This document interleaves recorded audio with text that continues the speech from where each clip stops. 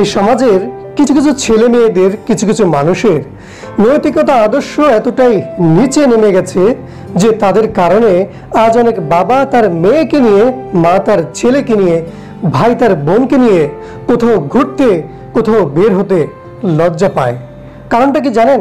এই যে স্ক্রিনে যে ছবিটি দেখছেন, যে ছবিগুলো দেখছেন, এদের মতো কিছু ছেলে মেয়েদের কারণে। রাস্তার ভেতরে কোনো বৃষ্টি নেই, কোনো রোদ নেই, তারপর আপনি যখন দেখলেন দূর থেকে একটি রিকশার ভেতরে কোনো ছেলে মেয়ে আপত্তিকর অবস্থায় আপনার সামনে দিয়ে যাচ্ছে, তখন আপনি যদি বাবা হন, আপনি আপনার মেয়ের সামনে লজ্জা পাবেন। আপনি যদি মা হন, আপনার ছেলের সামনে আপনি লজ্জা পাবেন।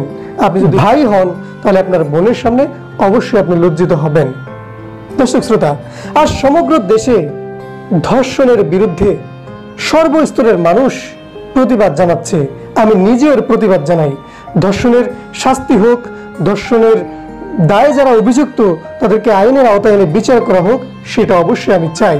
কিন্তু যারা প্রকাশ্যে দিন দুপুরে পার্কের ভেতরে ভালোবাসার নামে এ ধরনের অশ্লীল কাজ, অসামাজিক কাজ করে, এদের জন্য, এদের এই কাজগুলোকে রুখে দেওয়ার জন্য কোনো আইন অবশ্যই করতে হবে।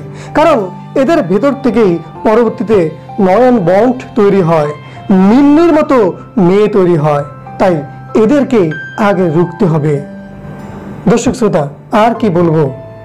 বলতে তো আমরা চাই, অনেক কিছুই বলি, কিন্তু কোনো প্রতিকার পাই না। শুধু বলবো, সচেতন হন, নৈতিকতা আদর্শ নিয়ে বাঁচুন, সন্তানকে নৈতিকতা শিক্ষা দিন, দিন শিক্ষা দিন, ইসলাম শিক্ষা দিন, ধর্মটাকে জানতে দিন। নিজে জানুন, সন্তানকে জানান। দেখবেন কখনো কোনো সন্তান আদর্শ হারা হবে না, নৈতিকতাহীন হবে না। ভালো থাকুন। আল্লাহ হাফেজ। আসসালামু আলাইকুম।